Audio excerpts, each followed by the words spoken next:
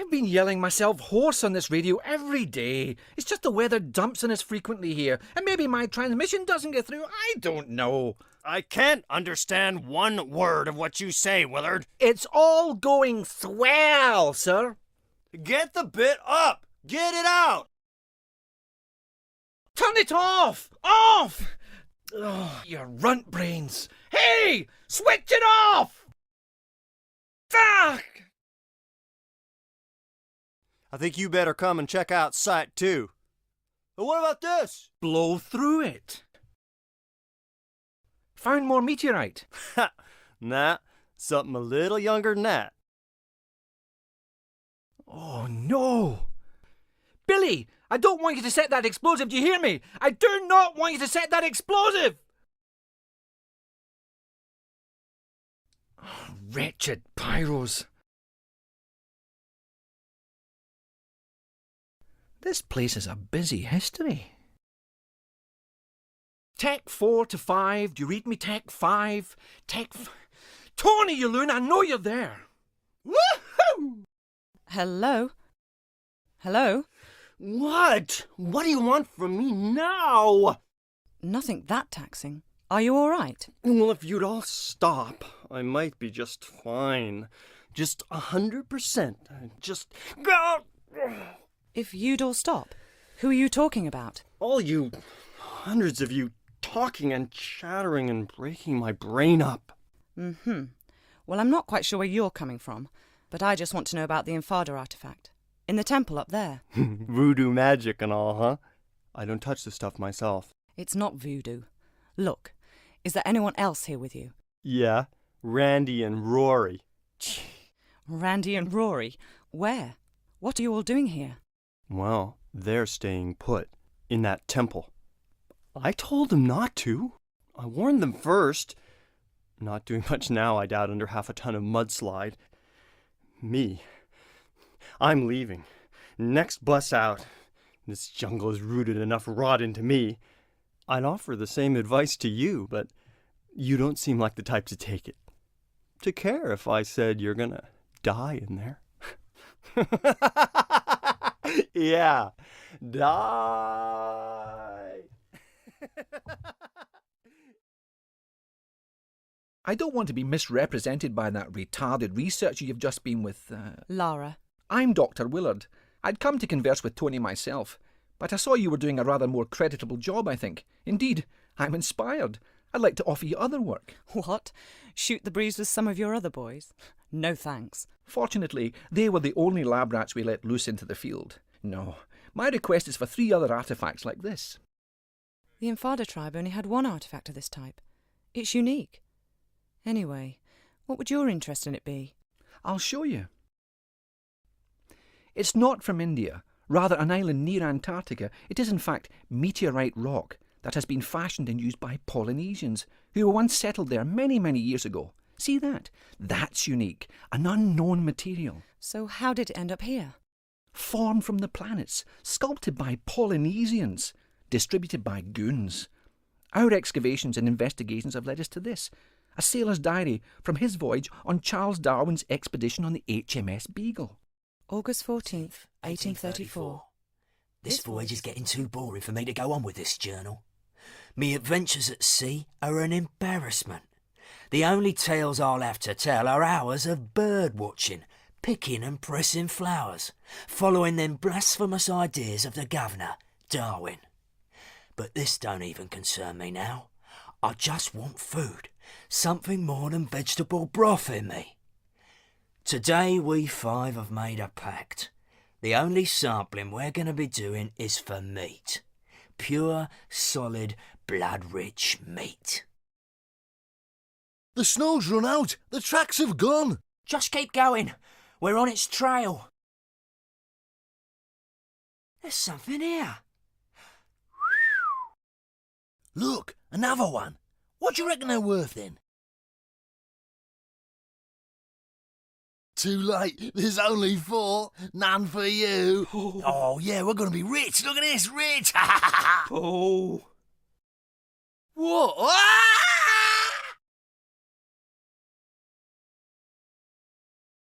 Come on, Stephen. Stephen! Faster! Leg it! Come on, run! Quick! Stephen! Come on! Faster! Faster, Come on! faster, come on!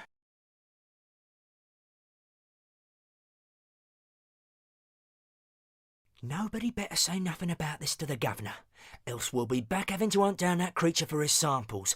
Paul fell down a crevasse, okay? Okay, Stephen. Amen. Stephen was to be the only survivor of the four.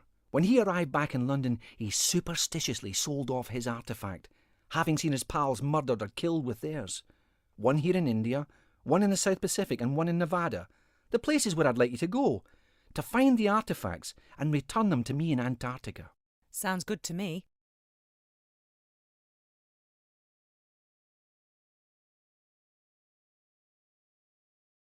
Not interrupting, am I? Not bleeding, are you? Not about to use this place as a dunny? No, and no. Good.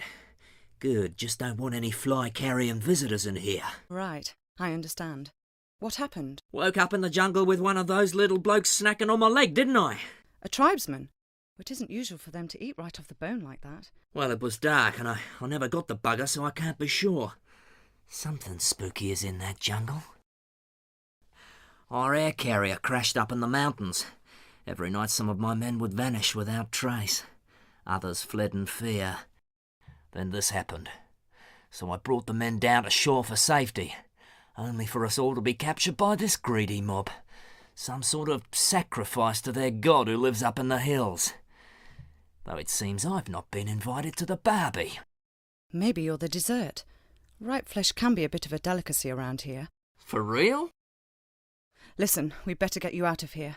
Do you know how the tribe cross the swamp down there? Which stones they tread on? Yeah, but I'm staying put. With this wound, I'd be like a fill-up station to every diseased bug in the bush. I'd rather be the main course at the real feast. Hey, if you see any of my men alive in there, direct them to the North Shore, will you? Away from here. Of course. Humbara, is well for you, me fasting this day. You make plenty good flesh pot. You forget. I might be quite hungry myself. Famished, actually. Why did your ancestors flee from Antarctica so suddenly? Coma, bad place. Plenty flesh. But for the price of evil. Mutilation. The sixth leader, Mauki, were born without a face. Terrible storms. Men afraid. Run! Set curse of Maoki on the land. No one good enough. But you still worship it? White fella later come here with magic Kuma stone. In a day, we celebrate the death of him, the Feast of Smile. One of Darwin's sailors, poor fool. Where's the stone now? He lucky fella that kill you. A plenty merry like you. I'll be sure to point that out to him. You crazy geek freak. What kind of stunt is that to pull? Let's take her in. She don't look much like one of them. Maybe she's an eco-terrorist or something. And they wear hot pants, huh? You're ready. Okay, see ya. This vehicle is reversing. This vehicle is reversing. This vehicle is reversing. This vehicle is reversing. Who are you working for? What? You heard me. I didn't, honest. What did you say? I said, who employs you? Ah! Miss Sophia Lee! Who's she? What does she do? I don't know. Really, I don't. I just shoot people for her. A commendable work ethic, I guess. Yeah, I puts me hours into it, as me father did and his father did afore. Well, how old is this Miss Lee? I don't know. Late 20s, early 30s. Right. Yeah, for some people, like yourself, we get a special bonus. I'm flattered. I mean, I could even be retiring from you. Then you might like to mind. The bell. Ah! Happy retirement. So, you must be after Miss Lee then. Business, not pleasure. Though obviously not for revenge, man. You've hardly got the face for that. And you have? How moronic a question is that, eh? I don't even have a face, man. I came down here looking for work, and what do I get, eh? But Miss Lee's cosmetic company and her lab assistant job. No experience necessary, good wage, accommodation with it. Aye, locked in a flotation tank for days on end in some fetid syrup. And when we come out, 'cause lots of us applied like, no face or flesh, man. And a bootin' doing the waste disposal shoot here. Presumed deed. Some kind of failed experiment, then? Oh, ta, very much. But aye, and for added insult, when I tried to take my own life, I found it just didn't work.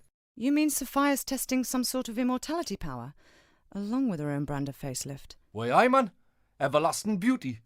She's obviously not fully worked it out yet, but she takes the best results for herself. See, I don't care what your business with her is. You can't be any more shiftless than what she is. So I'm going to go out of my way to help you. That is, after you've done something for us here, like. Very generous of you. What do you want? A bottle of that mummy preservation stuff from the Natural History Museum. Embalming fluid? Aye, for rotten flesh you can't whack it, man. The museum's pretty interesting, I'm told. You'll like it. So why don't you go yourself? One of them Egyptian lassies there is a bit pissed off like that she didn't get immortality the way she wanted it. And seeing as we've done better than her in that department, I didn't care to imagine what curse we could get given any worse than what we've got already, like. You'll be fine though, pet. You die easily. Thanks. Miss Croft, I take it you're ready to sign on. To what? My books. You see, with your lifestyle, you'd be the perfect campaign for my products. Just think, you wouldn't be needing those unsightly weapons anymore. No, but I'll probably have an unsightly face, judging by your past experiments. My what? Oh yes, they're all still alive. Very much so, in fact. All I want is the artifact. Right, in your next life. We'll see. This is Amlux to base. Come in, base. Come in, base. Dead air, man. Hold on back there! We gotta get down. This is too much. With you on that.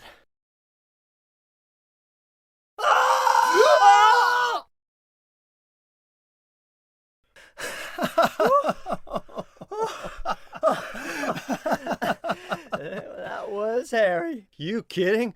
I just saw my own birth. Oh,